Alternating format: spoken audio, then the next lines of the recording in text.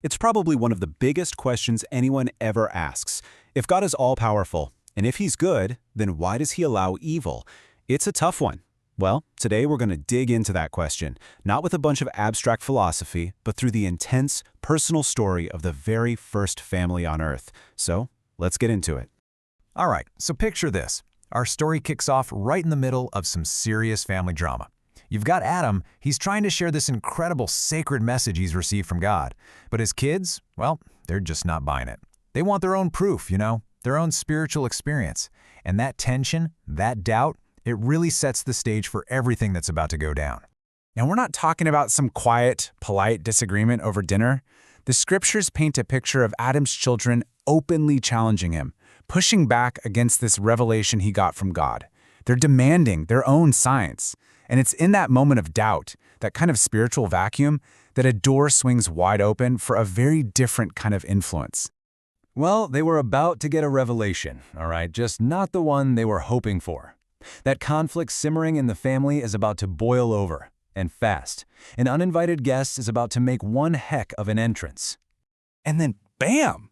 Out of nowhere, this blazing light just fills the space. A majestic figure appears right there in front of the whole family, and he's just radiating this brilliant, overwhelming glory. This wasn't some subtle whisper. It was a total spectacle designed to shock and awe. And his very first words are just as stunning as his appearance. He doesn't try to argue or debate. He just declares, with total confidence, "I am also a son of God." It's a power move, right? He's immediately trying to build a connection, to establish that he's on their level, to win their trust.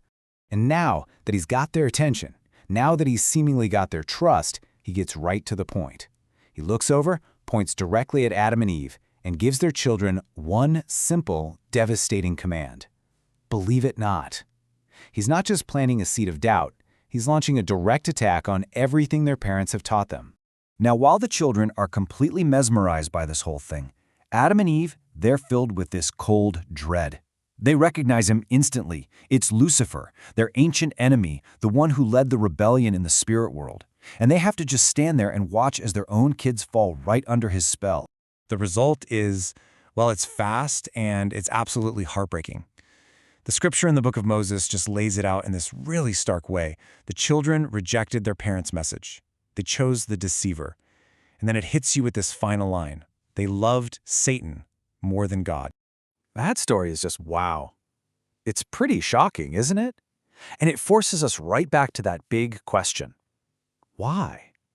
Why would God, who had just given Adam this amazing revelation, allow Lucifer to show up right after and tear it all down? What is going on here? Let's break down the theology behind it. Seriously, just sit with that for a second. Why was this allowed to happen? Why didn't God just step in, protect his family, and just stop the deception right in its tracks? Well, the answer actually goes all the way back to a conflict that started long before this world was even created. To really get what's happening on Earth, you first have to understand the war in heaven.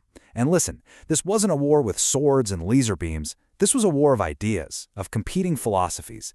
It was a battle for the voluntary allegiance of every single spirit. And this part is so important. This wasn't God just laying down the law from on high. It was, at its heart, a contest of influence, a debate where everyone was allowed to hear both sides and then choose for themselves who they were going to follow. And think about how victory was actually won. The book of Revelation tells us that those who followed God prevailed by the word of their testimony. Isn't that incredible? It means that persuasion, personal conviction, and people sharing their own truth, that's what won the day, not some overwhelming display of divine force. So what was the other side of the argument? What was Lucifer's big pitch? Well, the prophet Isaiah gives us this chilling look into his ambition. He didn't just want to be a leader. He wanted to overthrow God, to take his throne, and to become like the Most High. This was a full-on hostile takeover attempt of heaven's entire structure. And that conflict, it didn't just end when Lucifer was cast out. Nope. It just moved to a new battlefield, our world. Just like Revelation warns, "Woe to the inhabitants of the earth, for the devil is come down unto you, having great wrath." That same cosmic contest of wills is still going on right here, right now. And this brings us to the absolute core principle that answers our question. It's all about free agency. For our choices to mean anything, for our growth to be real, we have to be free to choose between real opposites. If there's no opposition, there's no real test. And if there's no real test, there's no real choice. So here you have it, the two competing models laid out side by side. On one side, you have Christ's plan, which is all about voluntary allegiance, testimony, and choice. It has to win based on its own merits. And on the other side, you have Lucifer's plan, which uses compulsion, deception, and accusation to try to derail the whole thing. So believe it or not, the very constitution of heaven, the fundamental law of the universe, requires that Satan be allowed to make his case to compete for our voluntary allegiance. As the scriptures teach, there has to be opposition in all things. For God's plan to truly be the winner, it has to win fair and square, even with an active opposition. So that whole encounter with Adam's family, that wasn't just a one-off event. It was actually the first time Lucifer ran a play from a playbook that we see him use over and over and over again throughout history. Let's take a look. Check out this pattern. Adam gets a revelation, and boom, Lucifer shows up.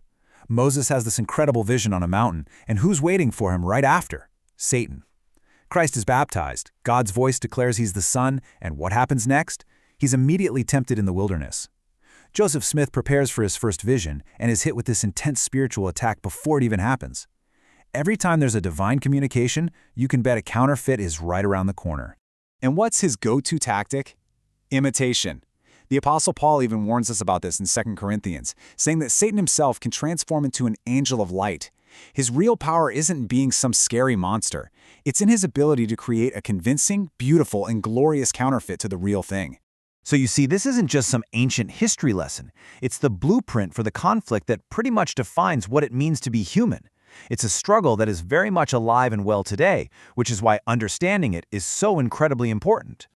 That moment of absolute heartbreak for Adam and Eve was really just the opening skirmish. It was the first shot fired in a war that's been raging for thousands of years. A spiritual war fought for the soul of every person. A war between two completely opposite visions for our future. And all of this brings it right back to us, right here, right now. Because that same pattern is still playing out. We live in a world that is jam-packed with majestic, appealing, and competing voices, all of them claiming to have the truth. So the story of that first family leaves us with a critical question we all have to answer. In this ongoing war of words and wills, how do we figure out what's real?